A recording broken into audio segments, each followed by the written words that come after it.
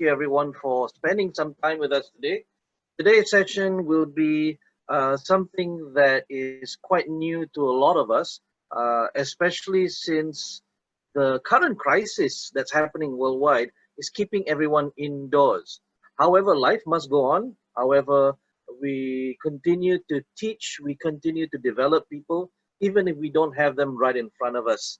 So one of the ways that we can use, we do this, is to facilitate online.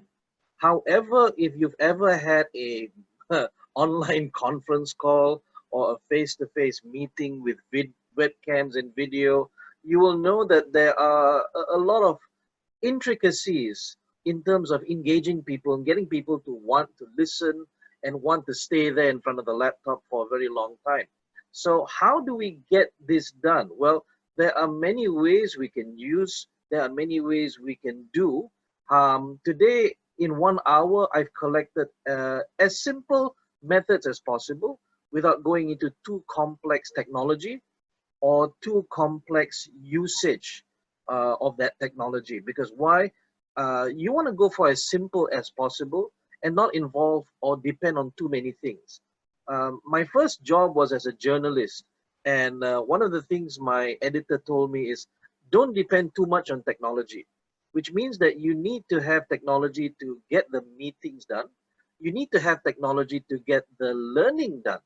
But at the same time, you must be very, very careful about over-dependence. So today we'll talk about a few things that covers not just the technology, but covers you as a facilitator, covers you as a trainer, covers you as someone who wants to develop another person, but you cannot see them, you cannot touch them, you cannot be with them. So how do we do this? Well, first off, before we kick it off, a little bit about myself. My name is Nazrin. I am based in Malaysia.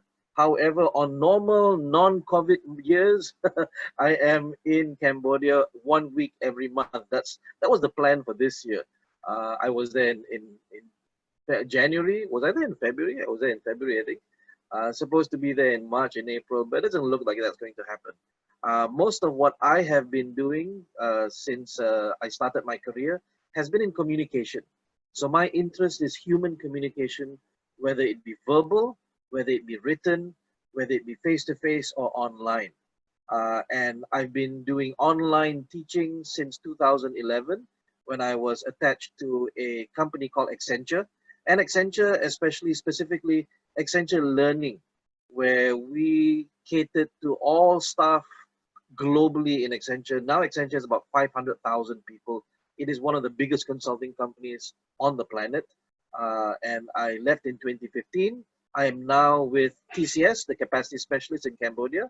And I also run workshops in Malaysia for clients, corporate clients as well. However, as you and I can see, there is now a greater need to run workshops online. And a lot of people are predicting that the norm will now change as clients start to see, hey, you can actually get quite a bit of engagement online. You can get quite a bit of learning and commitment from participants online as you also do offline. There will be slight differences, of course. There'll be slight pros for face-to-face learning, but there'll also be pros for online learning. So we're not saying that one is better than the other. We're saying that both have merits. And what we see now as companies think about, not wanting to spend too much on renting space, preparing workbooks to print out and stuff like that, there is a huge sense from my trainer communities, from my clients, that we will start to see more and more companies go online for learning as they get to see more and more of its benefits. Now, I want to get a sense from you. So we try and make this a bit more engaging, even though it's only a 1 hour session. I want to ask you, what worries you about online learning? What worries you about getting your people to sit in front of a laptop and engage with a facilitator they can't see? Or maybe as a facilitator, as a supervisor, when you want to upskill someone, what are some of the things that concern you? So I'll give you about 3 minutes. I would like everybody to type in the text chat. What are your specific concerns? And let's see if there's anything interesting that pops up, and maybe we can get them to share via the microphone. So I'm looking into the text chat. Let's see what pops up in the next 3 minutes.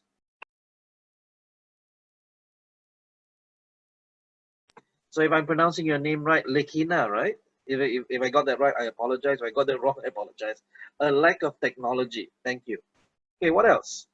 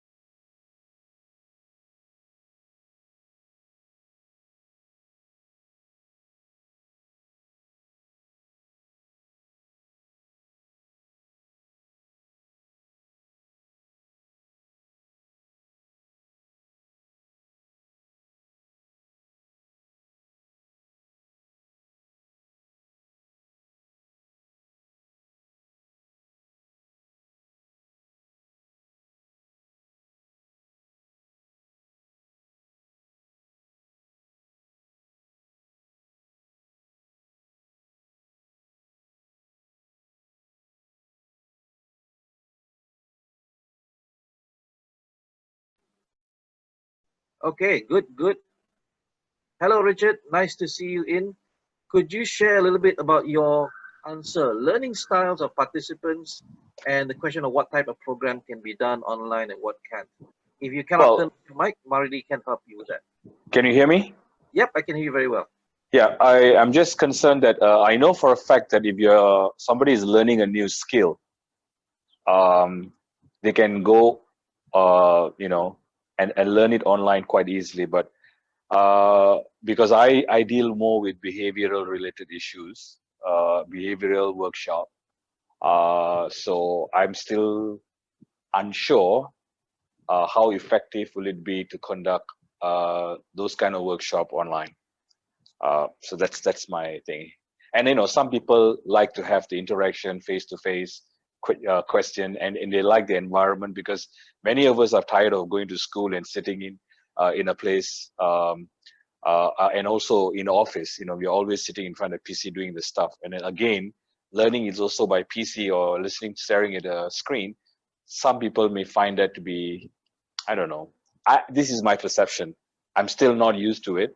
So that's why I'm here. You are the specialist to tell me whether these things are possible or not, and what are the drawbacks. Thank you very much for that. Thank you. Yeah. So it looks like everyone has shared their worries, and they are all very valid. And I'll share this with you right now. The initial change from going offline to online is the most painful part. It is the part where people have to slowly change how they do things. So for the past 50 or 60 years, we have been doing face-to-face training. People have gotten used to that. And that will be the biggest barrier.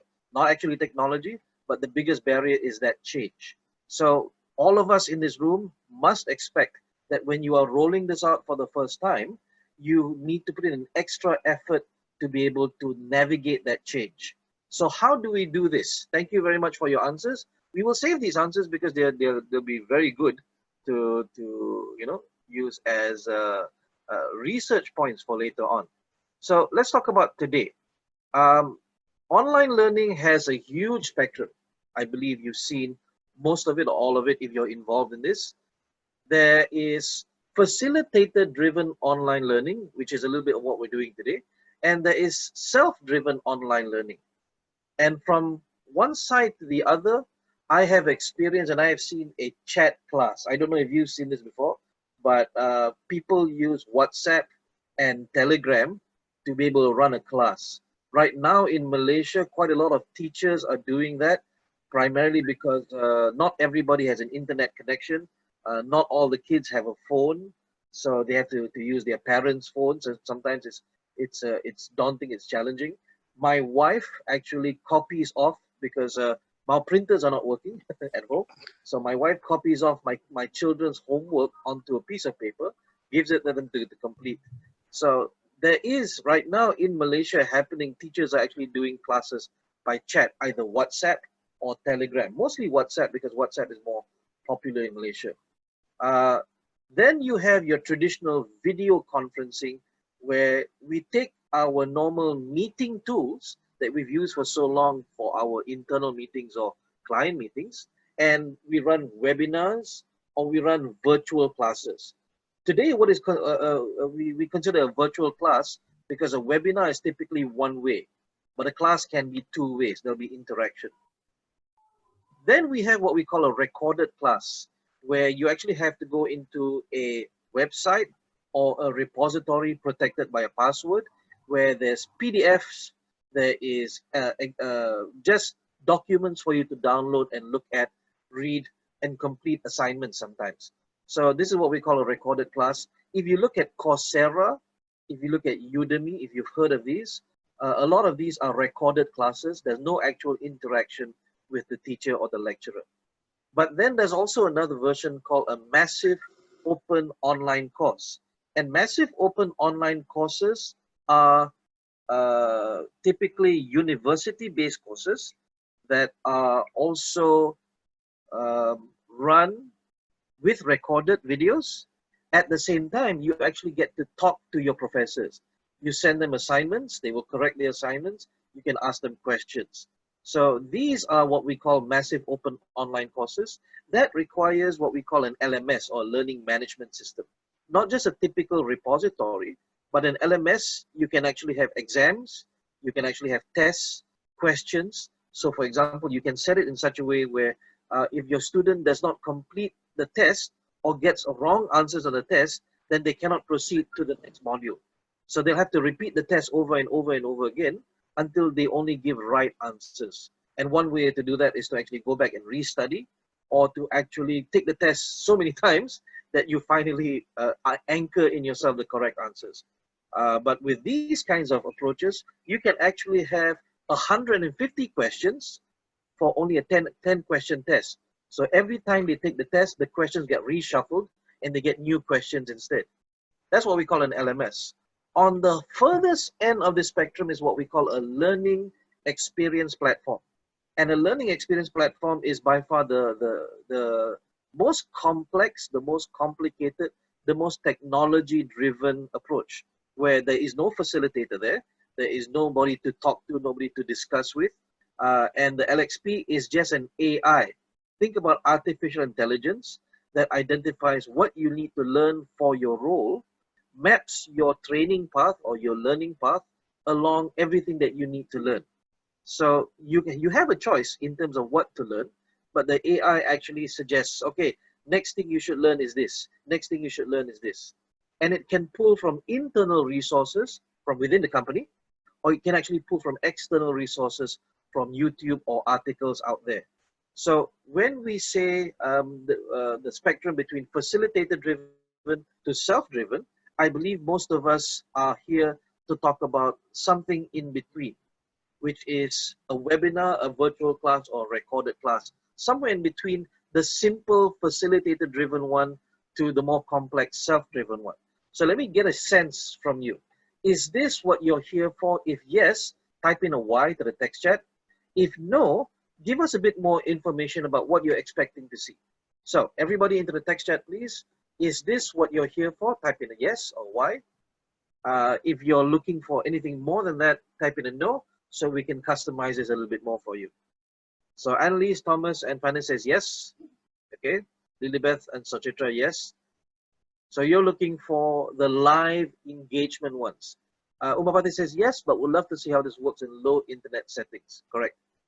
Richard says no. Richard, will you share with us what you're looking for specifically?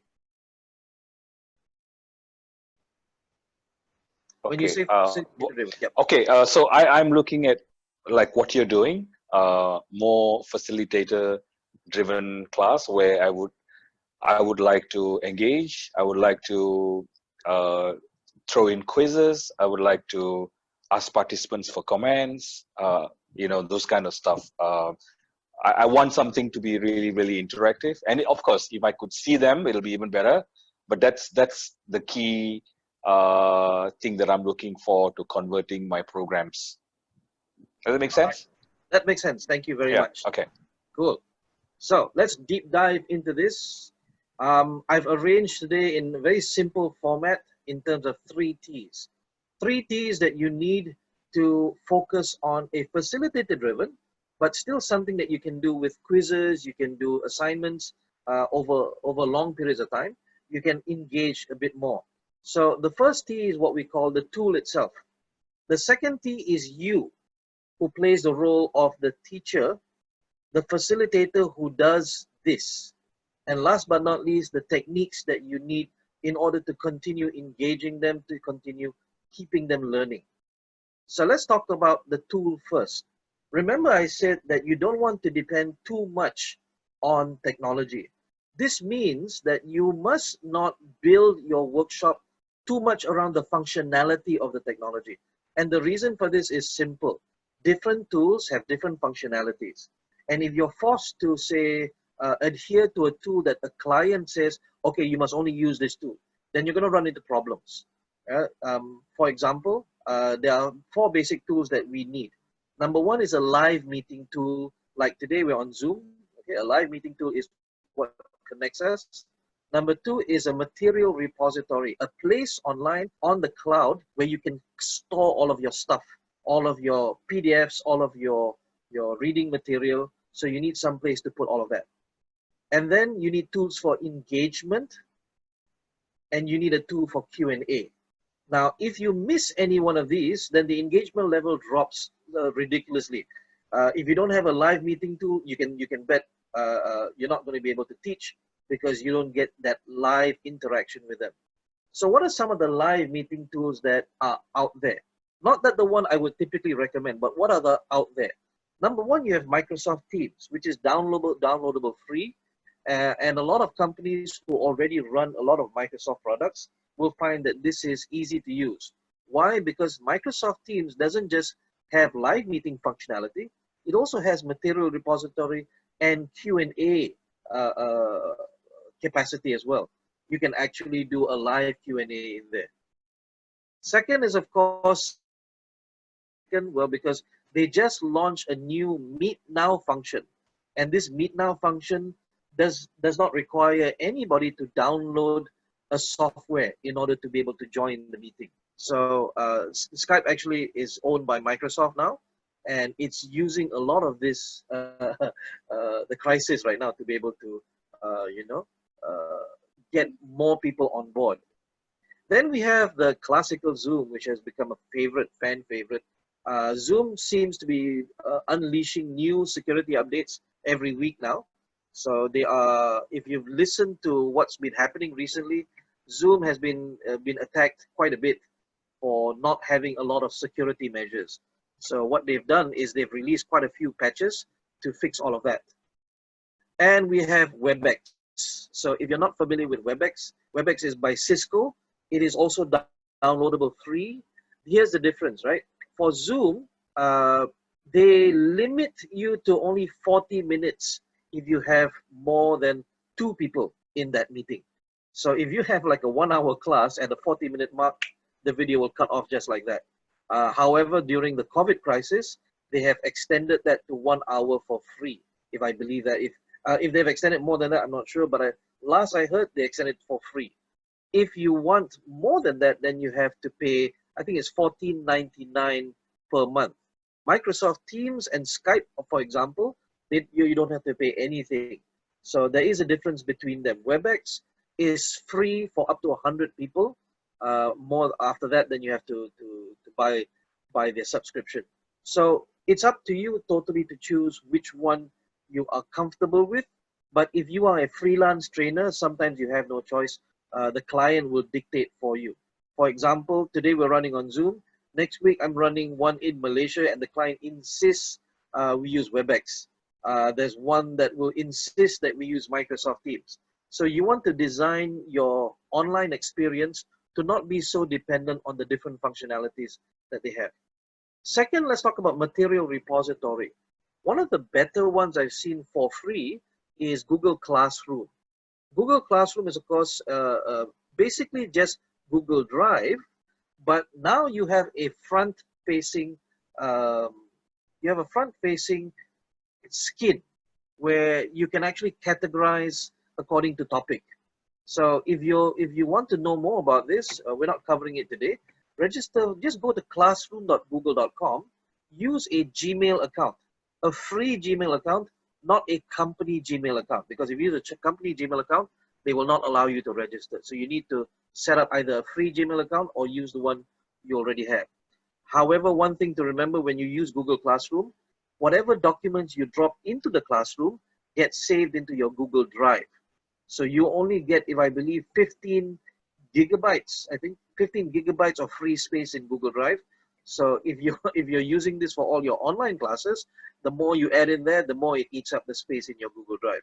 That's one repository. Second one is, of course, Microsoft Teams. Because it's Microsoft, you can store stuff on the one cloud, on the OneDrive, Microsoft. And there's one locally in Malaysia, Benny, you might have heard of this. It's called Open Learning. Open Learning is a MOOC site, just like Coursera, just like Udemy. And for this, you have to pay. But what happens is, it is not just a material repository, it is also an LMS. So, Richard, especially since you voiced this out, if you're looking to set up quizzes, you're looking to have more interaction, then Open Learning is the one for you. However, it is chargeable by month though. When you run your online workshops, sometimes you might want to use engagement tools like Kahoot, or this one is called Mentimeter. So Kahoot or Mentimeter is free of charge. You can do quizzes, you can do very engaging quizzes where you show it on your screen and they answer using their phone. However, that takes up 2 devices, so you want to be very aware of that. At the same time, it doesn't work very well in low bandwidth environments. So you notice that if you have all of this, it will be perfect, but it also depends on high internet usage. Last but not least, you need to have a tool where you can have immediate Q&A, either before, during, or after the class. And some of the more common ones in Malaysia are WhatsApp and Telegram. I believe in Cambodia, they tend to use more Telegram than WhatsApp, and WeChat as well. So you need to be able to be tool agnostic. Be able to use any tool at all, but don't depend 100% on them. So now I'm going to ask you to type in your questions. What questions do you have based on our discussion on tools? So type into the text chat now. If you have no questions, type in an N so I know to continue.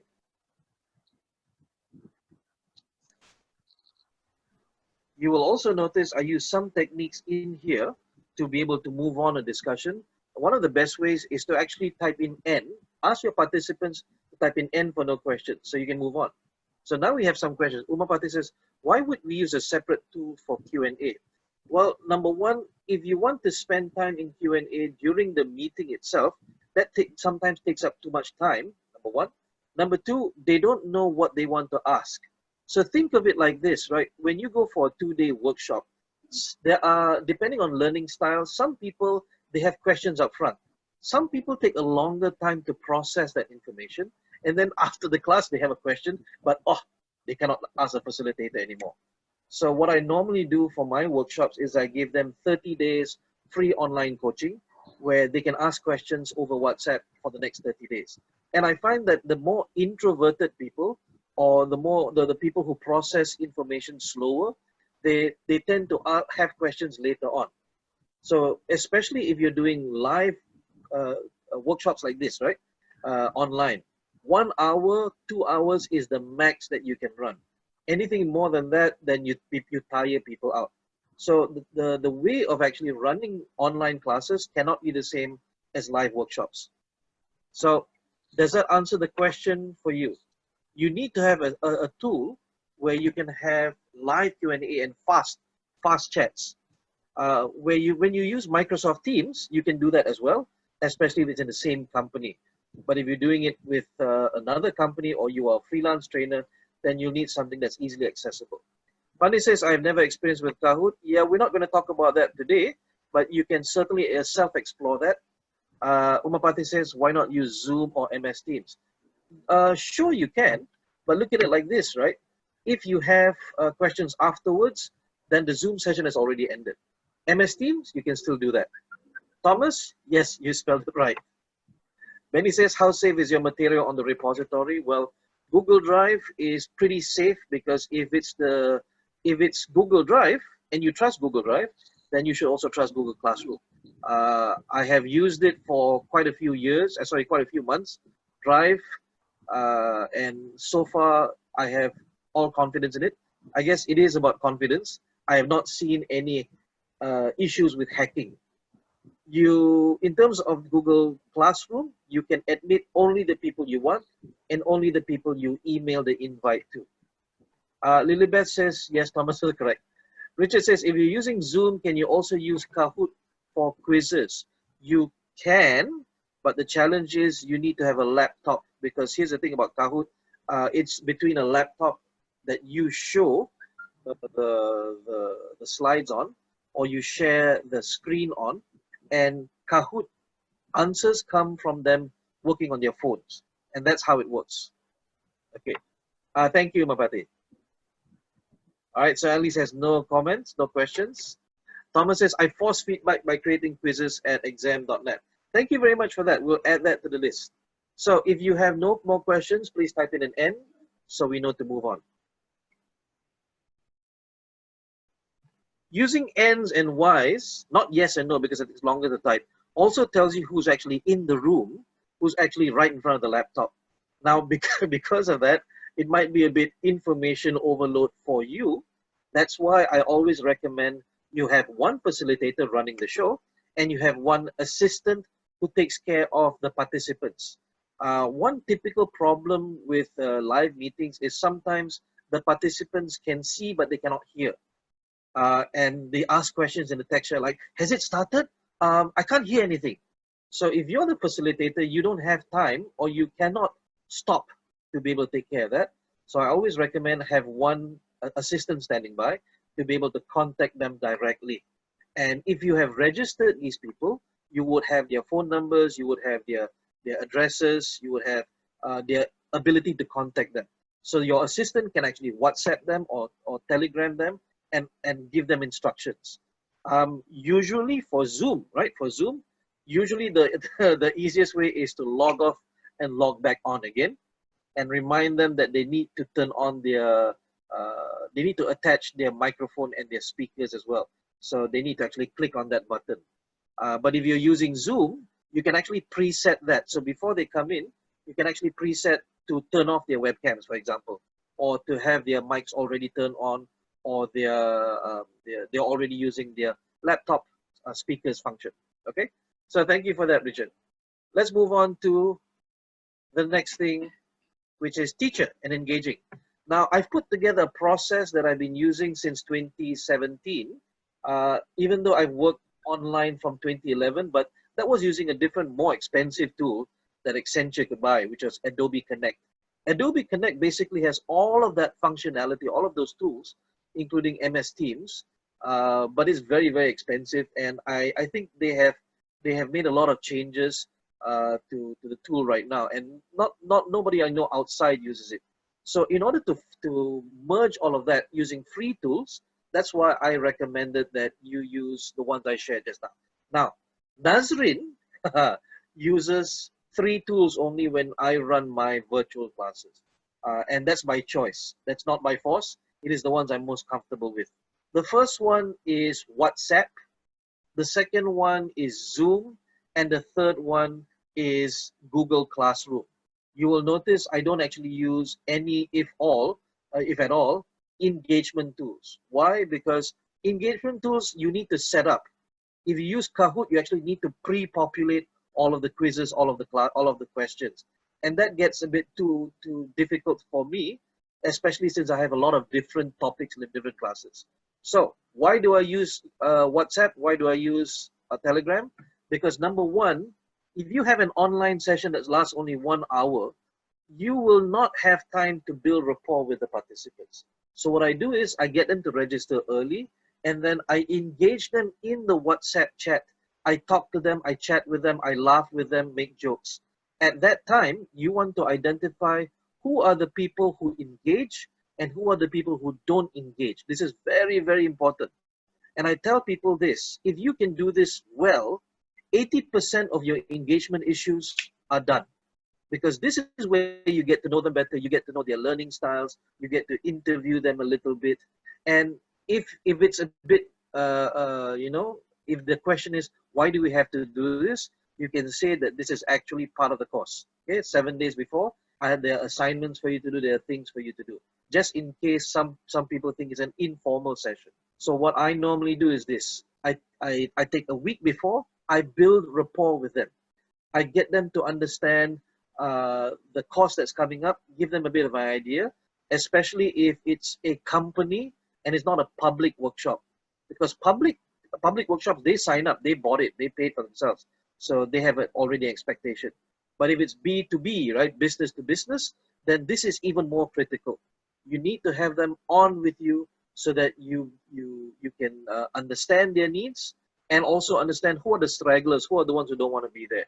And it takes a bit more work. I'm telling you right now. I'm not going to say that, oh, it's easy to transfer offline to online. Yeah, Richard, it is not going to be easy. So this is where the bulk of your work will happen, especially if you say you cannot see them. So you need to use a lot more of your other side, your right side of the brain to be able to interact with them. That's phase one. Phase two is I get them to go into Google Classroom and I give them some initial activities to do. Here also you get to see the level of commitment. Who are the first people to submit? Who are the first people to actually read and understand? And it also helps to put in some pre-reading. So it is not about forcing them to do it, but it's about understanding who your participants are. And then about 1 or 2 hours before the session, what I normally do is I go, all right, we're going to have our session tonight. Who will be joining us tonight to understand and learn this and this and this and this and this? And I'm currently running a 20-day virtual class, which some people might not believe. It's 20-day virtual class every night, Monday to Friday. We do a 1-hour class on a different topic. And I'm telling you, what I did engaging them 7 days before, that has worked wonders, because you get the usual suspects. There's about 5 people out of 20 who turn up all the time, and there are about 10 people who cannot come for certain days, but they watch the recordings and they catch up. And there are also about 3 or 4 people who have paid.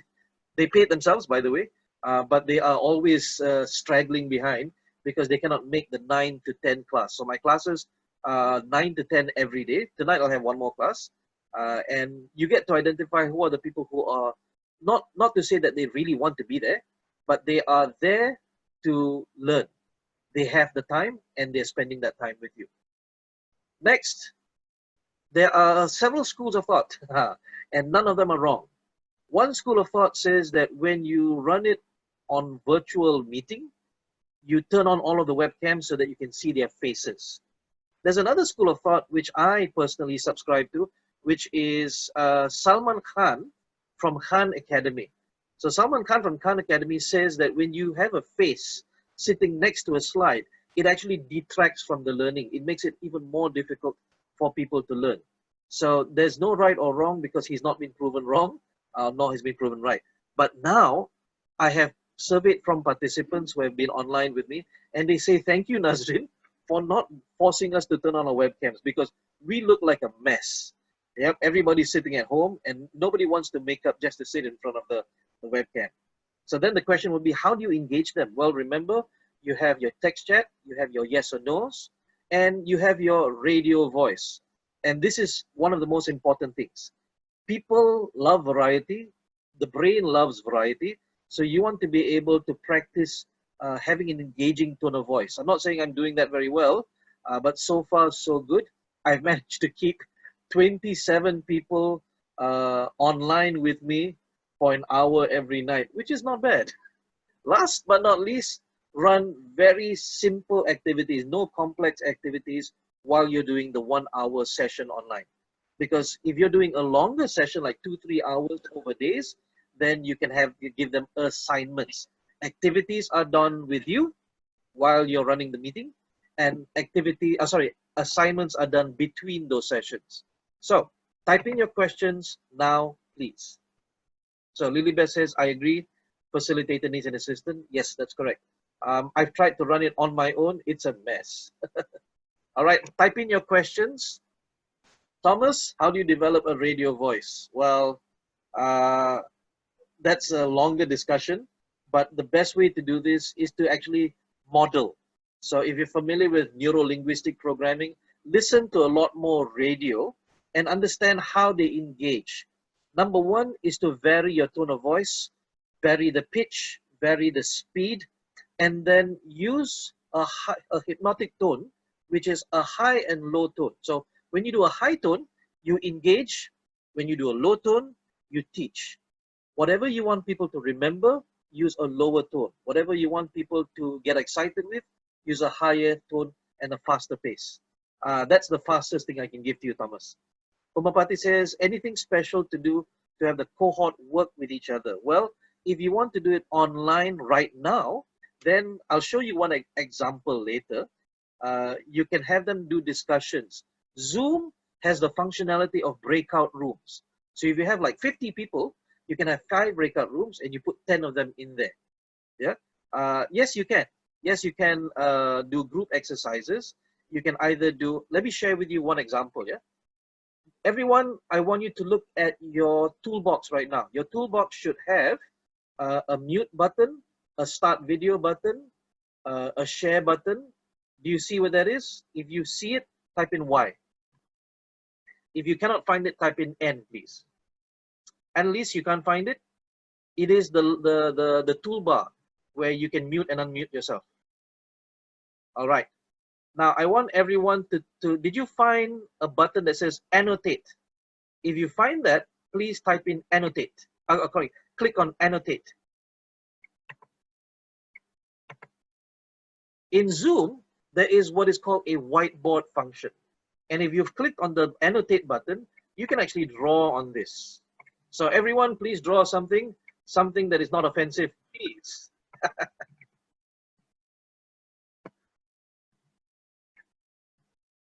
Okay, I don't, somebody actually wrote in, hello. Okay, Annalise still can't find anything. Marudi, maybe you can help her out.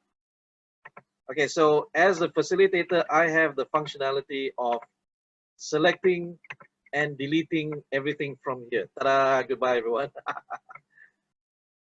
Okay, so let me give you an example, right? Guys, how many people are in the room? Are there 50 people in the room, right?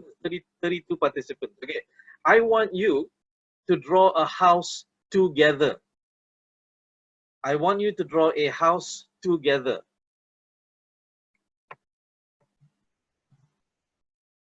So Richard says cannot find, Fanny says cannot find, okay. Okay, so when you want your participants to be able to do this, remember that first slide we had with Maradi, where you tested out the chat function. So what I do, if I know that I'm going to use the whiteboard or I'm going to do activities where they collaborate with each other, then I will also get them to find that function, the annotate function. Okay, so Kaknika Kong says can't find. That's all right. We're not doing it today, don't worry. I just wanted to answer that question. All right, that's interesting. So that tells me that we need, if you want to have a higher, you want to have okay, I'm having too much fun just watching you guys do this. If you want to have a higher engagement session, then very early on, you introduce them to the tools that will be used. Whether it be Zoom, whether it be MS Teams, whatever it is, they need to practice that. But you need to only do that once, because if it's the same cohort that you're teaching to over the next few days or few weeks, then they will have mastered it by then. All right, let's take a look at the text chat. Anything special to do? I think I answered that. Thomas says you want to look at the NLP. Okay, so thank you for those who have drawn. That's amazing. Usually we give a bit more opportunity for them to discuss with each other who does what, who will draw what part of the house. But this is amazing. You guys have done this really well. Okay, I'm gonna turn off the whiteboard, and please stop drawing. All right, guys, one more time. What questions do you have? Please type into the text chat. If you have no questions, give me an N. You know how this works.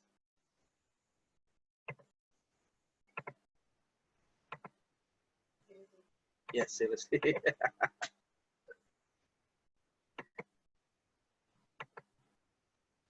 All right, let's take the text chat. Oh, text chat has disappeared for me. Okay, so no questions. No questions either means you understand it very, very well, or you don't understand it at all. I'm going to assume that you understand.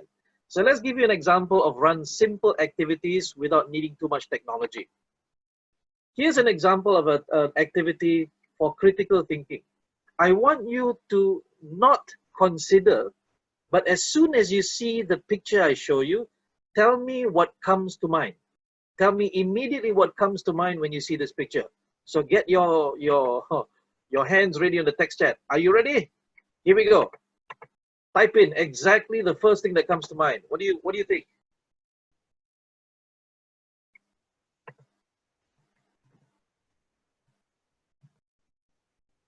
I'm waiting. Ah, Thomas, that's not fair. Okay. What is that? Who typed that in?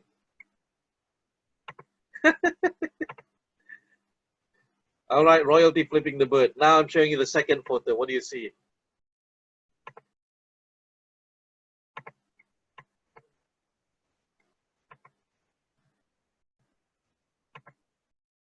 Asking for 3 hot dogs. So we can run, I actually have run a whole critical thinking topic online using activities just like this. And you get a lot of engagement, even though you can't see them, you don't know them. But the fact that they're still typing into the text chat, your training assistant, your assistant will be checking for who is not typing in at all. And they can follow up a little bit later. But at the same time, I will admit to you that it is not easy to get compliance. But if you are engaging enough and you do your homework previously in the WhatsApp group, you can get a lot of commitment. Okay, let's try something else, shall we? Do you have a pen and piece of paper next to you? If you do not, I will give you half a minute to get that. Any piece of paper and pen will be okay. All right, once you have that pen and paper next to you, type in a Y so I know to move on. Oh, that was quick.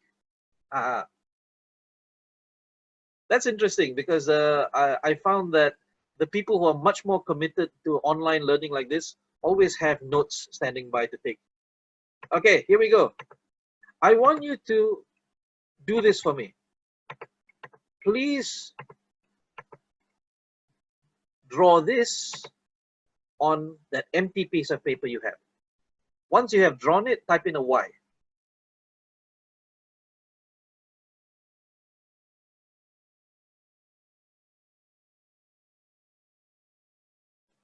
All right, that was fast. Okay, now I'm going to give you 30 seconds. Well, I'll give you a bit more. I'll give you 45 seconds.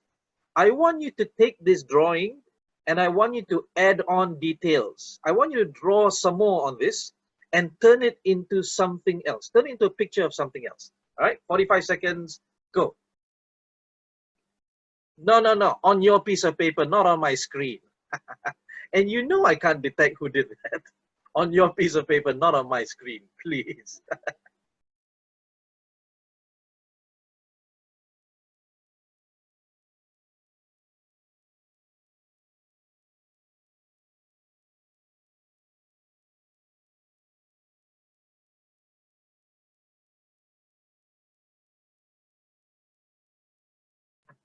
All right, 45 seconds, almost up. Another 10 seconds to go.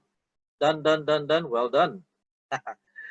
Okay, so let's do a self-assessment, a snapshot of your creative thinking right now.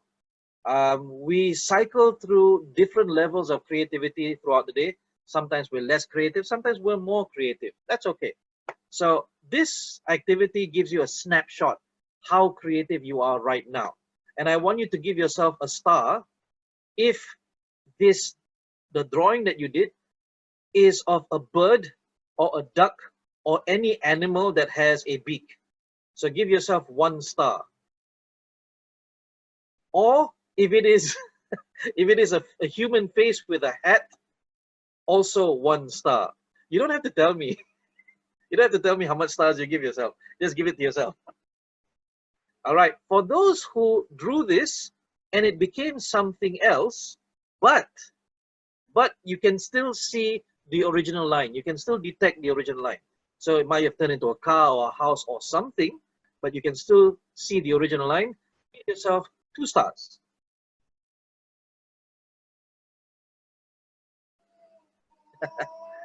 Now, last one. If you drew so many details that it's turned into something totally different and you can't even see the original line, give yourself 3 stars. So it is a snapshot of how creative you are right now. 1 star means that you are at a lower level of creativity. You are not as bored as you think. You are focused on more formal matters. You're thinking about deadlines. Whereas if you have 3 stars, you have nothing to do at home today. You're just bored and you have a lot of time on your hands. All right. Now, Lilibeth, what did you get? Tell us now, please. Was it 1, 2, or 3?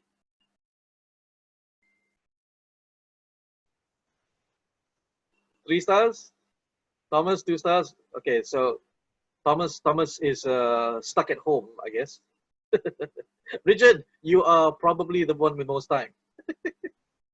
All right, thank you very much. Let's move on to one more sample activity. This kind of activity requires you to actually teach something first. So it forms a kind of quiz. So you teach them something first, and then you get them to answer questions based on what they just learned.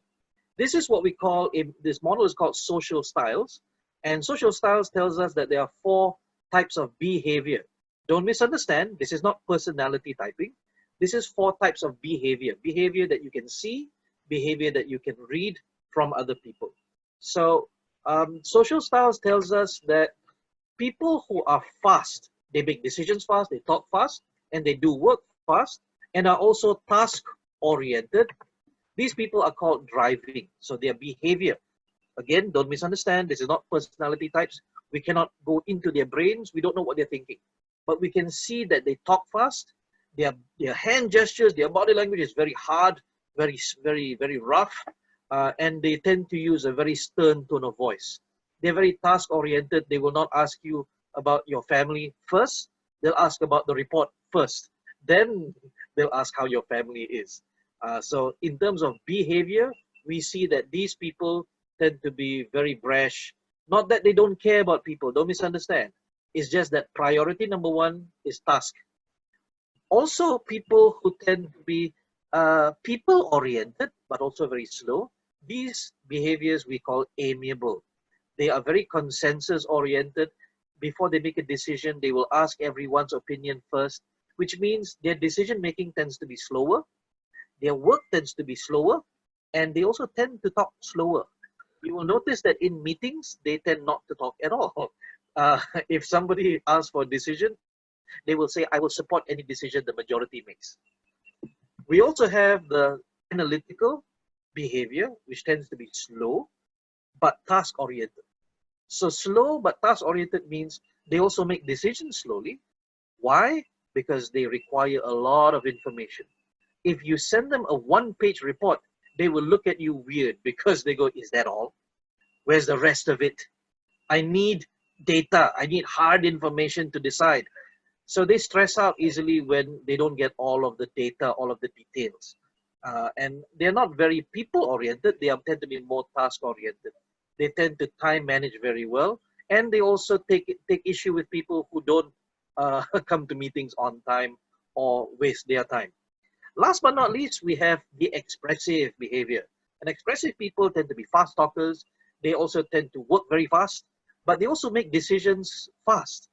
At the same time, they also make changes to the decisions very fast. In Malaysia, we call it a U-turn. So if you have friends who are expressive, you know very well, if you take them to a cafe or a restaurant, they will order coffee. And then as the waitress walks away, they go, hang on, tea, change that to tea.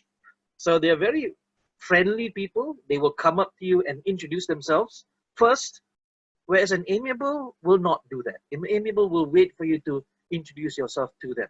So even though they are both people-oriented, amiables tend to hang back a bit more. Expressives tend to initiate a bit more. They tend to have more projects. They tend to start projects. Amiables tend to find it difficult to initiate. They wait for other people to start first. So if you can see the difference between four of them, I'm going to show you a slide that gives you a few words about how they behave. Now, based on that short description and that little bit of information, let's give you a test. A lot of these faces you might not have seen. Maybe you have not seen them in action, but that's good because then you can only guess from the look on their faces. So let's go to the first picture, which is George W. Bush, former president of the United States, a long time ago. But one of the times when he became famous was in 2001, when sadly the Twin Towers was attacked during his presidency. So if you got to see a lot of videos of him during that time, you will be able to clearly identify what style you think he is. So please type into the text chat now, what do you think his style is? Driving, expressive, amiable, or analytical? Please type in now. Umapati says driving, thank you. Anyone else? Somebody from TCS says analytical.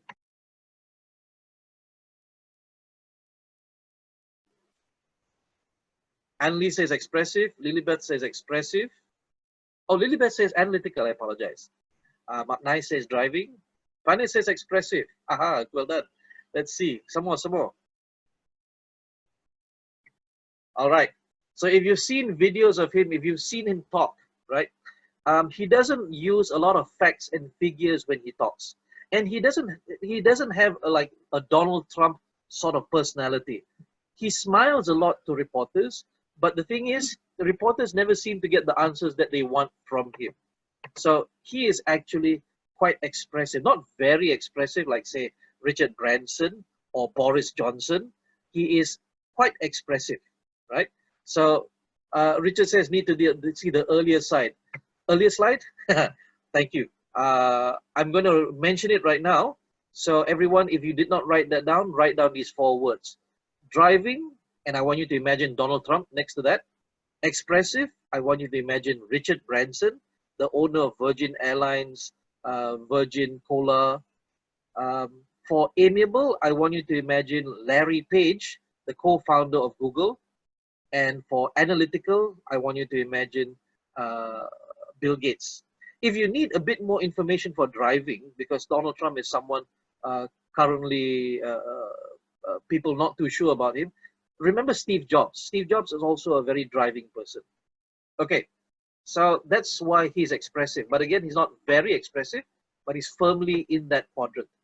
Next, we have Nelson Mandela, what do you think? What do you think Nelson Mandela is? So Richard says amiable, Fani says amiable, Mapnai says amiable. Thank you very much. Nelson Mandela actually, originally, before he was in jail, he was quite driving.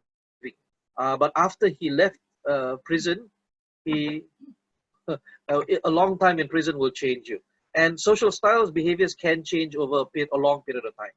So Nelson Mandela is actually quite amiable. Bless his soul. How about Mahatma Gandhi? What do you think? What about Mahatma Gandhi? Lilibet says amiable, analytical. Okay. There is a bit of a disagreement sometimes between people because we have not seen enough videos of him. But it is halfway between analytical and amiable. If you were to choose and you only had one choice to go, a lot of people choose amiable. Okay, let's try something that's quite difficult to get wrong. Margaret Thatcher. For those who don't know who Margaret Thatcher is, former Prime Minister of the UK. And if you cannot guess, look at her face. Different behavior people tend to have different looks on their faces. If you become very good at studying their social styles, you can usually guess within the first 5 minutes of meeting them. Yes, driving. Well done. How about Bill Clinton, former president of the United States?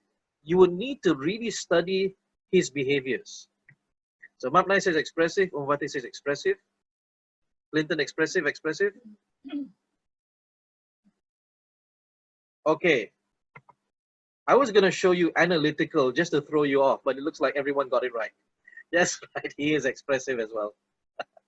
Yes, so that's a bit of a slide to confuse them and go, what? And then to say, no, you actually got it right. He is expressive. So what questions do you have based on the teacher aspect of today? If you have no questions, type in N. If you do have questions, type in your question and we will answer them one by one.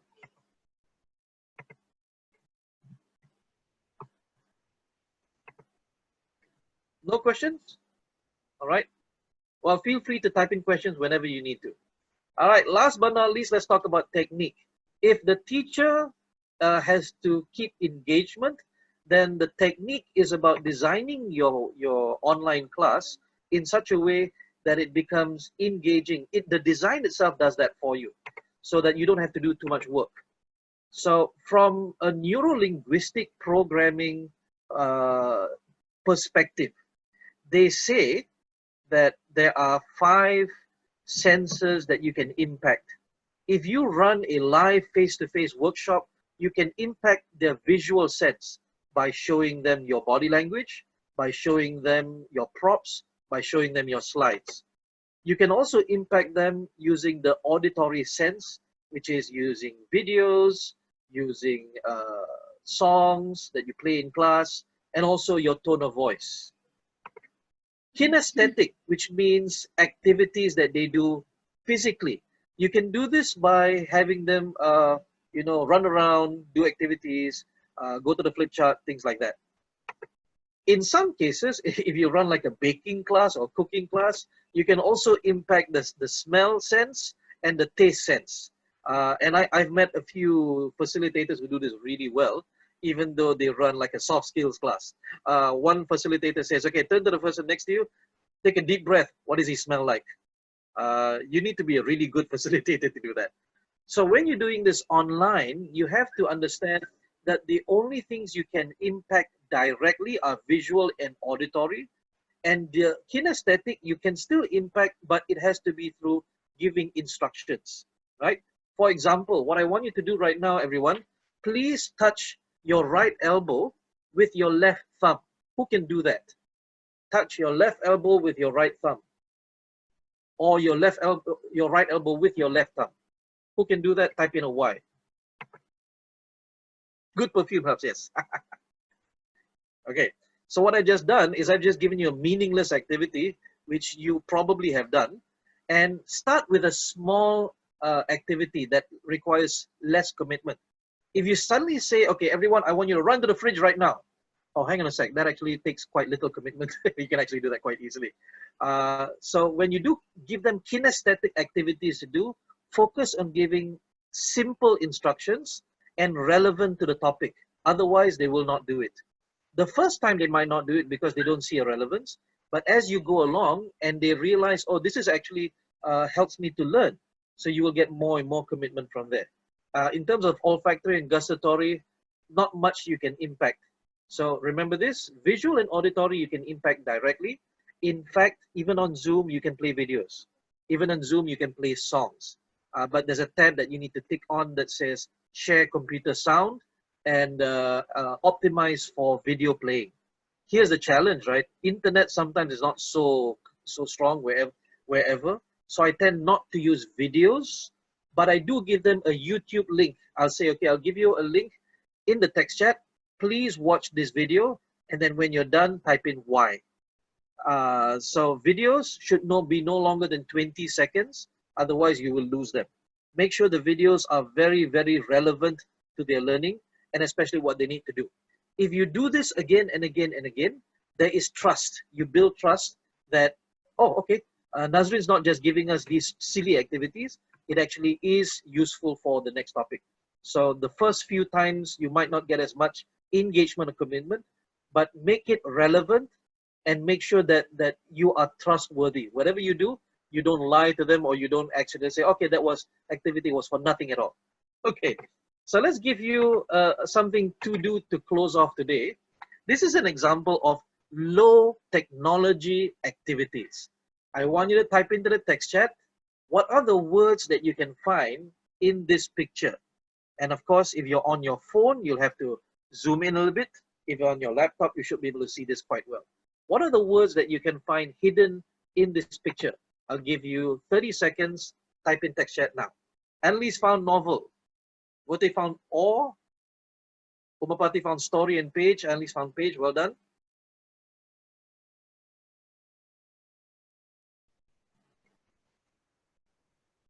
Courage. Okay, Thomas. Book.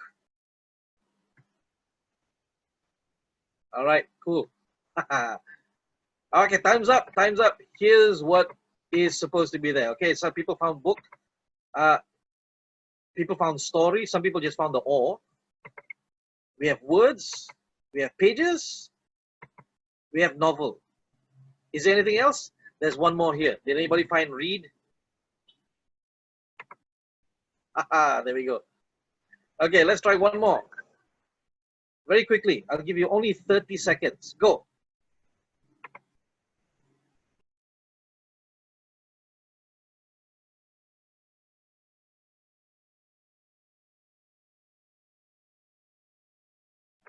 $15 seconds to go.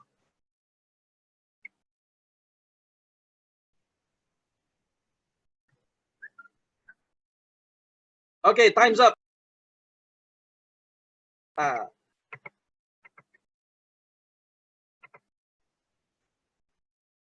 Did anybody get clouds?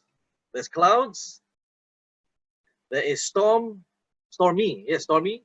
There is puddle. There is wet. Anybody get wet? Showers and damp. Here we go. Somebody actually circled the little girl's bag, blue bag, but there's nothing there. Okay, last one, just to end today. What do you find?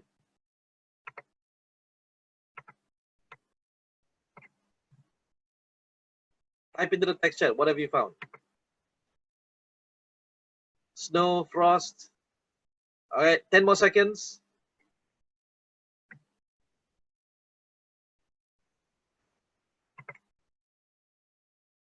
Okay, time is up.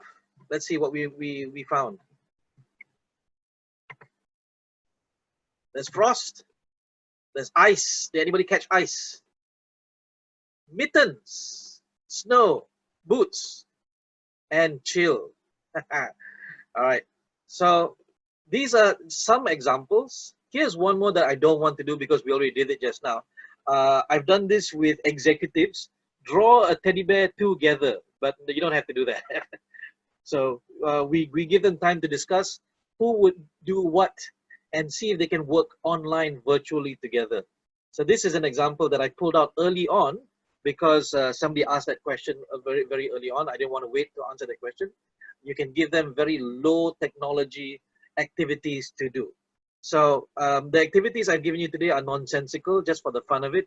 It is not related to any of the topics, but I wanted to show you that you don't actually need to use too many tools or technology, especially if you don't know what the internet connection will be like, or worse, whether the tool will actually have uptime. For example, if the tool goes down, like say Kahoot goes down suddenly on their side, then you've lost an integral part of your learning module, which you might say, oh, we can't run this today, we'll have to postpone. Yeah, okay, somebody's trying to draw a teddy bear there. All right, guys, thank you very much for your engagement today. Let's sum this up. There are three things you want to remember. Number one is you must have dependable tools, and this is important because it is the connection. It is how we connect with our participants. So you want to choose the best one for you. For me, and I'm not promoting it, it's because I know all of the functionalities. I can immediately use it if it needs be. Right now, I am not so good at WebEx or MS Teams, even though I can use it. I am more familiar with Zoom. So the more familiar you are with the tool, in case of emergencies, you know exactly where to go, what to do.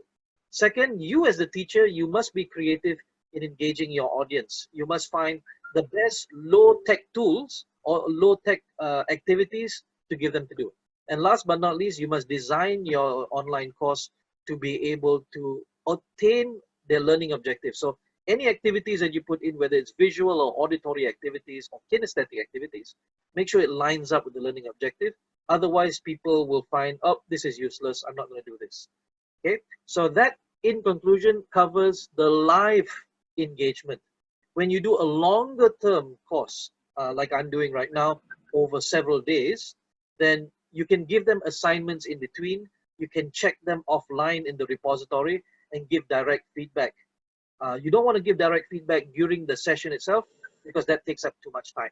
So last but not least, what questions do you have? And I would insist that you put the questions in here because we don't have a WhatsApp group.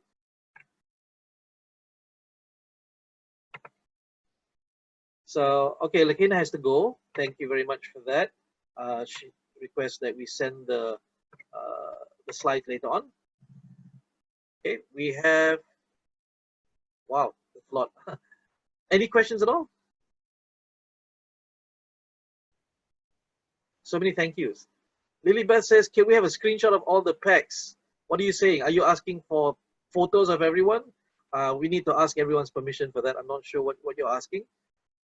Thank you, Lilybeth, for coming. Umapati says, any tips when working with people with low English fluency? Yes. With low English fluency, you need to be very well aware. Plan your session. Plan specifically to use more discussions between the participants. So what you do is you actually spend more time only explaining concepts, and then you get them to talk to you.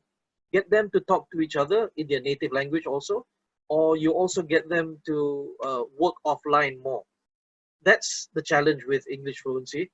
I've done this live, I've done this online, and one of the best ways is to get them to work in pairs or with each other, and then one person, the one with the better fluency, shares the answer with the class.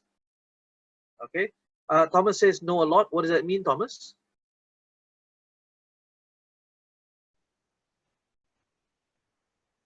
Anli says, I'm struggling with a 4-hour class time. Any idea for long classes? Keep it to 2 hours maximum with a 15-minute break in between, right? So when you do 2 hours, have 1 hour and then 15 minutes, or maybe 15 minutes class and then 15-minute break, 1-5, and then you do the rest of it. There are some clients in Malaysia who have asked me for this, so I've recommended, and they want to finish it off. They wanted to actually do a 2-day course over 4 days. So we're doing this 4 hours a day, 2 hours in the morning, 2 hours in the afternoon. You need to have a break in between. Okay. Thank you very much, everyone.